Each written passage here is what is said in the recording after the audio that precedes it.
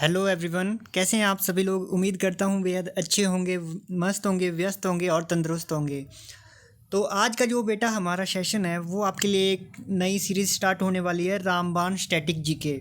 आपने देखा होगा जो भी आपका यूपी पुलिस का अभी हाल ही में एग्ज़ाम हुआ था, वो आपका अभी आपको 5-6 महीने में दोबारा आपको क्या होगा, आपका एक री एग्ज़ाम होगा। तो आपने देखा जो भी आपके अभी लेटेस्ट जो पेपर हुए थे, वो सारे के सारे जो है वो हमारी इस बुक से पूछे गए थे। जितने भी क्वेश्चन हमारे पास आए थे स्टैटिक जीके के, एक भी क्वेश्चन जो है वो इस बुक से बाहर नहीं था। ठीक है, तो उसी बुक का रिवीजन मैं आज आपको करवाने जा रहा हूँ। तो ठीक है, ध्यान से सुनेंगे सभी वीडियो को। और जो है वो वीडियो को अगर पसंद आए तो लाइक करें, और अगर आपको डेली ऐसी वीडियो चाहिए तो ज़रूर कमेंट करके बताएं। तो ठीक है, आज की सेशन की शुरुआत करते हैं। आज का जो सेशन है वो है हमारा स्टैटिक जीके। ये सीरीज आपके लिए कंटिन्यू आएगी, और इस बुक से जो है वो आपके सारे के सारे क्वेश्चन देखने को मिले थे। और आपको अगर ये बुक ख़रीदनी हो तो आप जो है वो आप ऑनलाइन भी ऑर्डर कर सकते हैं, और फिर डिस्क्रिप्शन बॉक्स में मैं आपको लिंक दूंगा, वहाँ से भी आप बुक को ऑर्डर कर सकते हैं। ठीक है, तो इसमें जो है वो हमने क्या किया है, पिछले जो 2015 से लेके अब तक जितने भी एग्ज़ाम हो चुके हैं वो सारे जो है वो हमने इसी बुक में डाले हैं, और मैं इस बुक का जो है वो आपको रिवीजन करवाने जा रहा हूँ।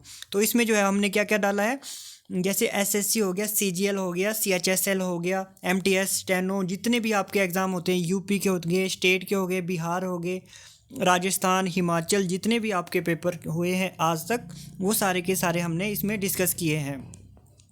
तो चलिए, ये जो बुक है वो आप ऑर्डर कर सकते हैं। इसके लिए मैं अगर आपको बताऊं, जैसे तो इसमें आपको क्या क्या मिलेगा, भारत की नदियां हो गई, भारत के प्रमुख त्यौहार हो गए, इस तरह से और भी बहुत सारे टॉपिक हैं। टोटल जो है वो हमारे पास हमें 37 जो है वो टॉपिक आपको देखने को मिलेंगे।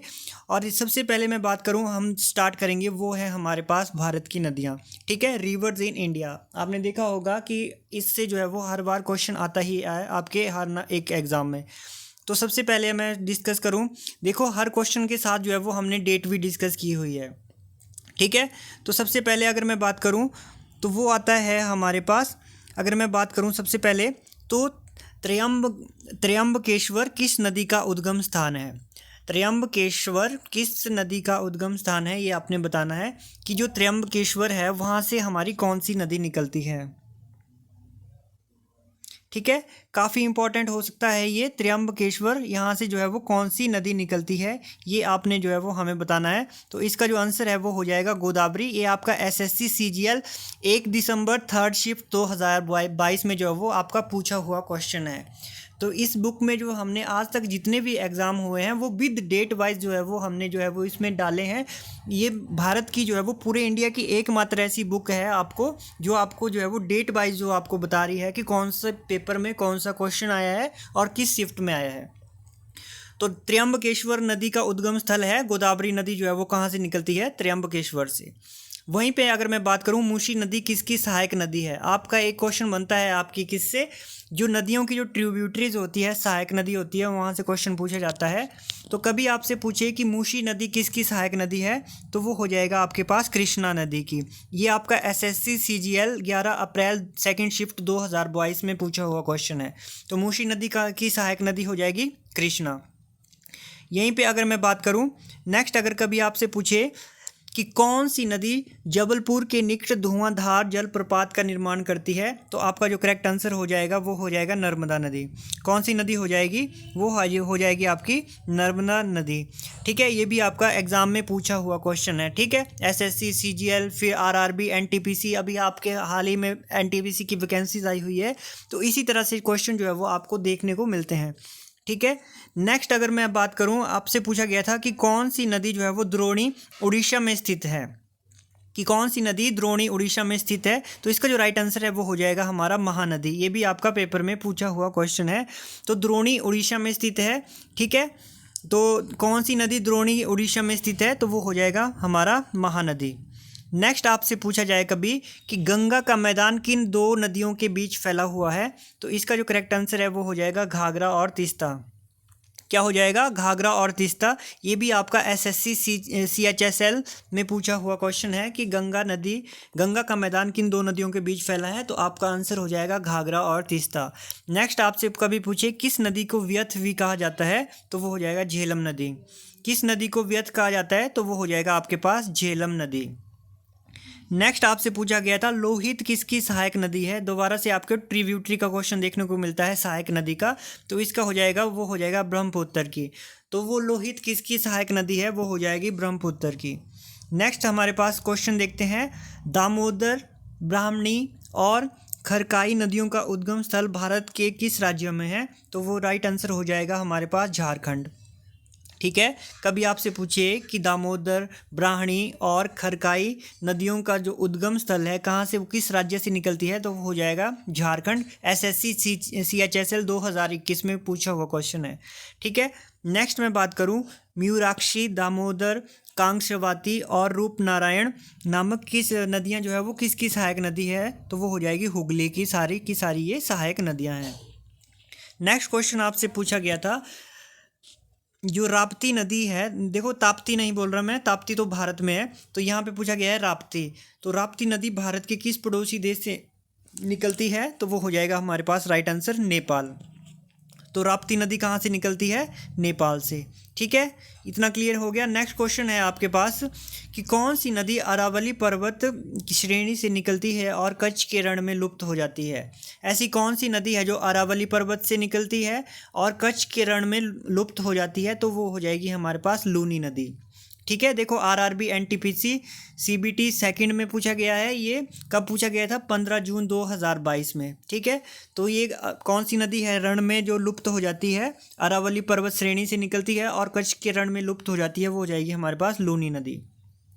चलिए नेक्स्ट देखते हैं हमारे पास, बुरही, दिहिंग किस नदी की सहायक नदियां हैं। बुरही और दिहिंग, दिहिंग जो है वो किसकी सहायक नदियां हो जाती है हमारे पास, तो ब्रह्मपुत्र की।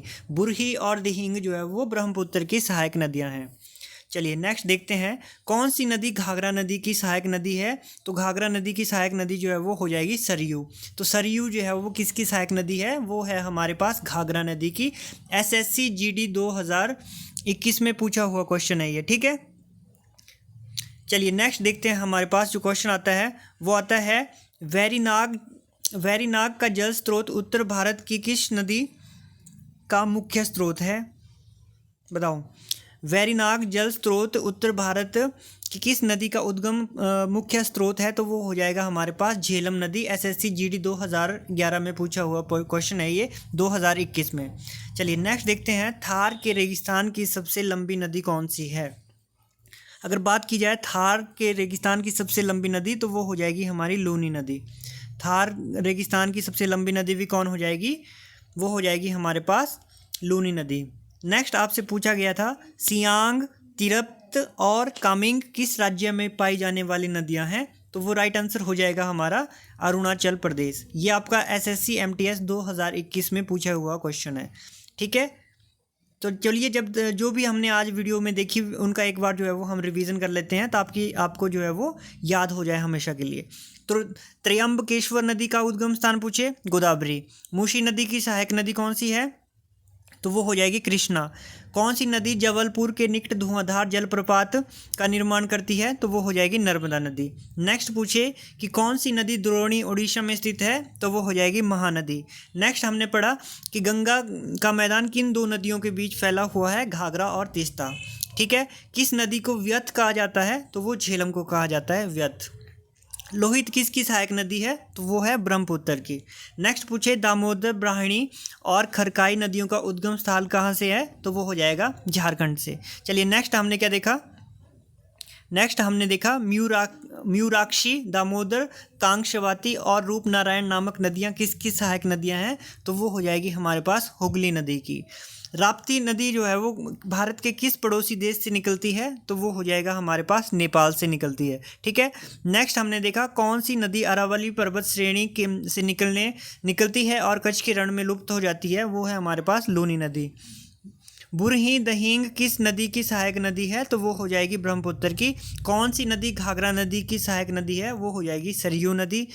नेक्स्ट हमने देखा वैरीनाग का जल स्रोत उत्तर भारत की किस नदी का मुख्य स्रोत है, तो वो हो जाएगा झेलम नदी का। नेक्स्ट देखा हमने थार के रेगिस्तान की सबसे लंबी नदी कौन सी है, तो वो हो जाएगी लूनी नदी। नेक्स्ट हमारे पास आज का लास्ट क्वेश्चन था, वो था सियांग, तिरप्त और कामिंग किस राज्य में पाई जाने वाली नदियां हैं, तो वो हो जाएगा अरुणाचल प्रदेश। तो ये था हमारा आज का सेशन। इसमें हमने कुछ नदियाँ डिस्कस की। अब बाकी और भी नदियों से हमारे बहुत सारे क्वेश्चन पूछे गए हैं, वो हम कल डिस्कस करेंगे। तो उम्मीद करता हूँ आपको सेशन अच्छा लगा होगा। डेली आपको ये सेशन मिलेगा और इस बुक को ऑर्डर करने के लिए आप फ्लिपकार्ट, अमेज़ॉन कहीं भी आप ऑर्डर करोगे, स्टैटिक जीके रामबाण बुक के नाम से सर्च करोगे तो आपको ये अवेलेबल हो जाएगी। और आपके जो नियर बाय जितने भी बुक स्टोर हैं वहाँ पे भी आपको ये बुक जो है वो मिल सकती है। ठीक है, तो उम्मीद करता हूँ सेशन अच्छा लगा होगा। इस वीडियो को थोड़ा शेयर करें। अगर वीडियो कंटिन्यू चाहिए तो भी आप कमेंट करके बताएं। ठीक है, थैंक यू सो मच।